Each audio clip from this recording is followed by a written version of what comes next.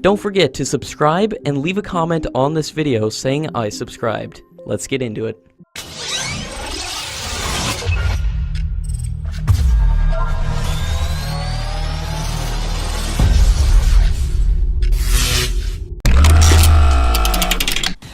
India has conveyed to the US that the Indo-Russian cooperation in the defense sector will continue, including the deal for S-400 systems for the Indian Air Force. The defense minister has said at a press conference that India has received a lot of defense equipments from Russia, and the cooperation between the two countries will continue, and the dynamics of Indo-US ties cannot influence the time-tested relationship. Official sources said both Russia and India are likely to announce the deal before the annual summit between Prime Minister Modi and Russian President Vladimir Putin in October this year. The development projects that were earlier being processed under the Make category will be moved to a new category called the Make II category, under which the private defense firms will have to bear their own cost of development. Industry analysts have said that the companies have absolutely no interest in paying their own development costs. According to sources, the long-delayed project to develop a future infantry combat vehicle for the Indian Army is one of the defense initiatives that will be affected with this move. Testing of indigenous artillery system is in continuous progression at Pokhran Field Range, as the first indigenous system is being tested finally after 2 years. The existing system has a range of 38 kilometers, which had faced issues regarding ammunition used in the system. The upgraded version is undergoing final trials in Pokhran Field Range, which has an increased range of 42 kilometers. After the trials, the system will be handed over to the Indian Army.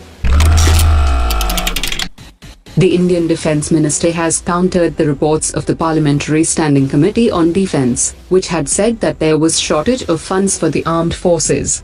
While addressing a conference in New Delhi, the Defence Minister said that there was no shortage of funds or ammunition, referring to the Indian Army's requirements, which was highlighted in the report of the Standing Committee. The Defence Minister said that the services should rationalize on what they wanted, keeping in mind whether the technology was outdated or newer versions are available, and prioritize what is needed.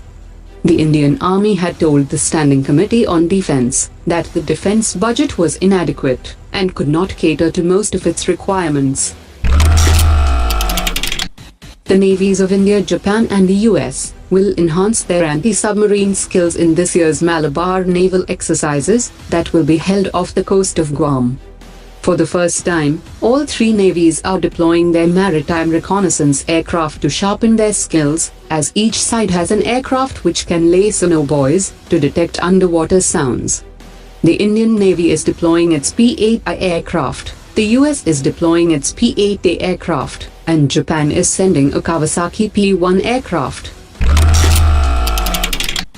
Bharat Electronics Limited has been invited for commercial and technical negotiations from the Oman government for the supply of coastal surveillance systems.